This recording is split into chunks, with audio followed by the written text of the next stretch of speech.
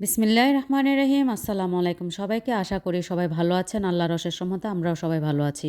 ছেলেকে স্কুলে দিয়ে ভাবি আর আমি মিলে গেলাম একটা বাঙালি নতুন রেস্টুরেন্টে খাওয়ার জন্য। অবশ্য আমি চিনি না, তা ভাবির বান্ধবীর রেস্টুরেন্ট এটা, তার জন্য আমাকে নিয়ে গেল চিনানোর জন্য।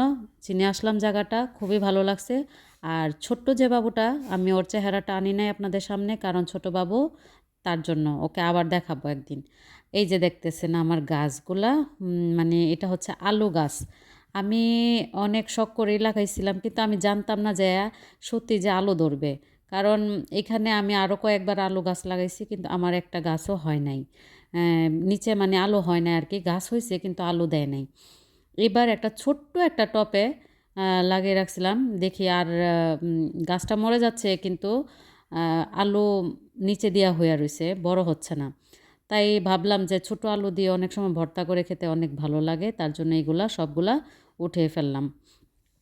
আমার ভিডিওটা যদি আপনাদের কাছে একটু ভালো লেগে থাকে, প্লিজ দয়া করে আমার চ্যানেলটাকে সাবস্ক্রাইব করবেন, আর লাইক করবেন, শেয়ার করবেন, এবং বলবেন যে আমার ভিডিওগুলো কেমন হচ্ছে। আলুগুলা পুরাটা দেখাইতে পারি নাই, কারণ আমি এখানে আলু তুলতেছি আর আমার মেয়ে আমাকে ভিডিও করে দিচ্ছে। আস্তে আস্তে আমি শিখতেছি আর কি, কীভাবে কী করতে হয়। আমি আমার ভিডিও বেশিরভাগ আমিই করি, মেয়েকে দিয়েও এখন একটু করাই, কারণ দুই হাতে যখন কাজ করি তখন মানে পারি না, তখন মেয়েকে দিয়ে দেওয়া করাই। আর আমি এবার অনেকগুলা গাছ লাগাইছি, আপনাদের সাথে শেয়ার করব। আশা করি সবাই ভালো থাকবেন।